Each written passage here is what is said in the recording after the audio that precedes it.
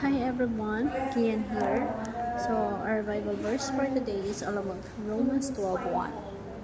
So ang sabi dito, we all offer ourselves in the service of God.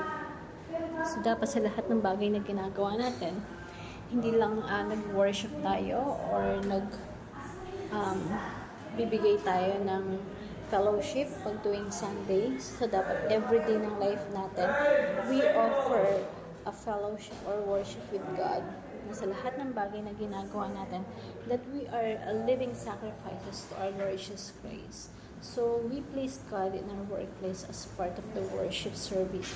So, kung nasa work ka man, everything that we do, pakikisama mo sa tao, sa trabaho mo, you give your best because that is the living sacrifice that you offer to your works, to our God. Sa workplace mo naman tayo. We train in the church to become godly workers of the Lord. So, isipin mo na yung best mo, ginagawa mo, hindi lang para dun sa boss mo or para may sahod ka or may trabaho ka. Ginagawa mo yan because that is for our Lord Jesus Christ and that is godly workers because we are now living sacrifices. We sacrifice ourselves for our God sa lahat ng bagay na ginagawa natin. And the application is we have to train the church. We have to train in the church on Sunday. And we work for the kingdom of God throughout the week. So, hindi lang dapat every Sunday.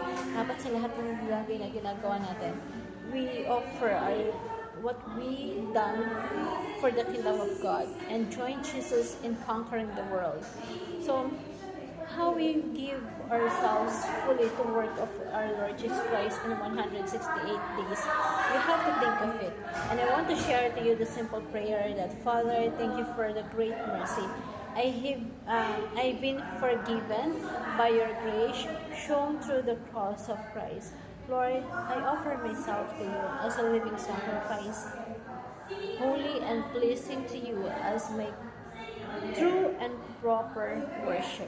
Let me consciously serve you 24 hours a day, 160 hours a week. I offer myself to you, Lord. My life contribute to you, Jesus, as a campaign of spreading the gospel throughout Jesus' campaign, throughout the whole world. I forward to you my life, the nations and disciple obedience to the teachings of our